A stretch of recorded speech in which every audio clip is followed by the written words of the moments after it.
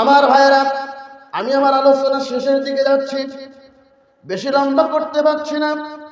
নবী যখন বললেন একটি কথা মেনে নিতে হবে, তার মানে তাগুতকে বর্জন করতে হবে। পৃথিবীর কোনো মানব রচিত কোনো নিয়ম নীতি মানা যাবে না। এটা যতক্ষণ বর্জন না করবেন ততক্ষণ ইল্লাল্লাহ গ্রহণ হবে না। আর ইল্লাল্লাহ যে ব্যক্তি গ্রহণ করলো সে ব্যক্তি মজবুত হাতল ধারণ করলো, যা কখনো ছিঁড়বে না, টলবে না, খসে পড়বে না, পিছলিয়ে যাবে না। কোন সুবহানাল্লাহ।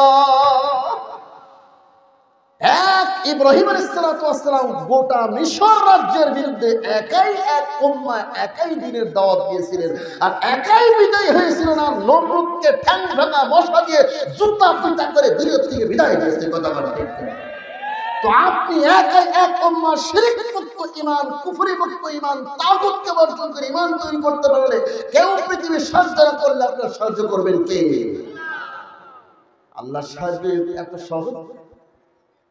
আপনি সারাদিন মিছিল করলেন বিএনপির মিছিল করবেন, আওয়ামী লীগের অফিসে যে বলেন চা নাস্তা দেন, চা নাস্তা দেবে না কষা পড়া দেবে? কষা পড়া দেবে। সারা জীবন উল্টা পাল্টা কাজ করবার, আল্লাহ তোমার সাহায্য করবে? অত সহজ না, সহজে বুঝতে হয় এগুলো।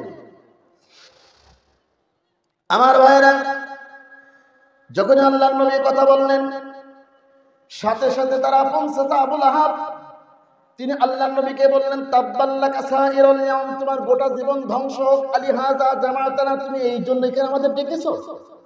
তুমি এই জন্য ডেকেছো? কোন কোন বর্ণনা আছে নবীকে মারার জন্য পাথর উঁচু করেছে, হাত উঁচু করেছে। এই উঁচু করেছে না, আল্লাহ নবীর সাথে সাথে মনক্ষুণ্ণ হলেন, ফিরে চলে গেলেন। আর আল্লাহ পাক সাথে সাথে সূরা লাহাব নাযিল করে দিলেন। তার সবাই বলেন তাব্বাতি ইয়াদা,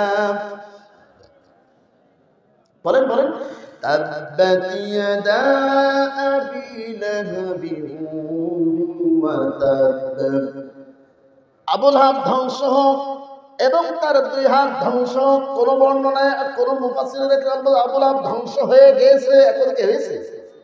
হ্যাঁ, আল্লাহ বলছেন ও ধ্বংস হয়ে গেছে, তার মানে কিছু লোক কিছু কিছু অপরাধ করলে দেখবে যে মরিস যে ও ধ্বংস হয়েছে, কার গায়ে হাত দিয়েছে? কি কথা বলেন বলে না, এখনো মরিনি বলে মরিস যে কি হয়েছে, কার গায়ে হাত দিয়েছে, কার বিরুদ্ধে কথা বলেছে? তো আল্লাহ বলছে আবুল আহাব ধ্বংস হয়ে গেছে। আজও ওই শ্রেণীর আবুল আহাবরা যারা কোরআনের বিরুদ্ধে, ইসলামের বিরুদ্ধে, আলেমদের বিরুদ্ধে হাত তোলে, ইশারা পিছন থেকে ইশারা ইঙ্গিত দেয়, ওরা মরেছে, ওরা মরেছে, আজ হোক কাল হোক, ওরা মরেছে। কথা বলেন ঠিক কিনা?